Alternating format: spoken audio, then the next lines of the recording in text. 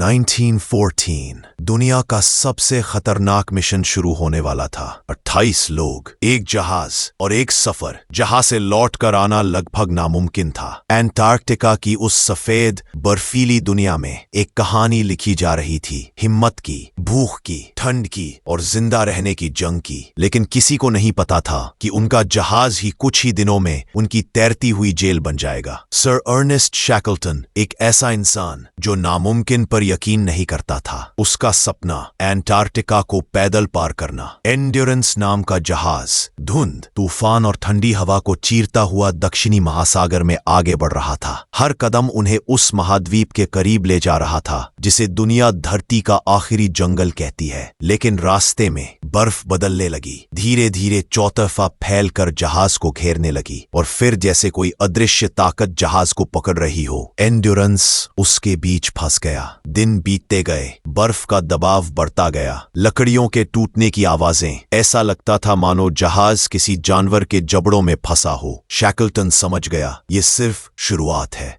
और फिर वो दिन आया जिसे पूरी क्रू कभी नहीं भूल सकती। बर्फ ने जहाज को इतना तोड़ दिया कि एंड्योरेंस धीरे धीरे समुद्र की गहराई में डूब गया। अब कोई जहाज नहीं, कोई रास्ता नहीं, सिर्फ बर्फ, सिर्फ ठंड और मौत की खामोशी। सवाल था इन 28 लोगों में से कौन जिंदा बचेगा। एंड्योरेंस खो चुका था, लेकिन इन लोगों की हिम्मत नहीं। उन्होंने बर्फ पर टेंट लगाए जिसे ओशन कैंप कहा गया। चारों तरफ परछाइयां, ऊपर आकाश, नीचे बर्फ और बीच में 28 लोग जिनके पास सिर्फ उम्मीद बाकी थी। खाना कम, समय कम, लेकिन उनके पास बची हुई 3 छोटी नावें उनका एकमात्र सहारा थी। शैकल्टन ने फैसला किया वह 800 मील दूर साउथ जॉर्जिया आइलैंड पहुंचेगा। यानी तूफान भरे समुद्र में इतनी लंबी यात्रा, इतनी छोटी नाव और तापमान -40। लहरें आसमान से बातें कर रही थी, ठंड हड्डियों को चीर रही थी और हर पल मौत करीब लग रही थी। लेकिन शैकल्टन रुका नहीं। 14 दिनों तक उसने जिंदगी और तूफान दोनों से लड़ाई लड़ी। South Georgia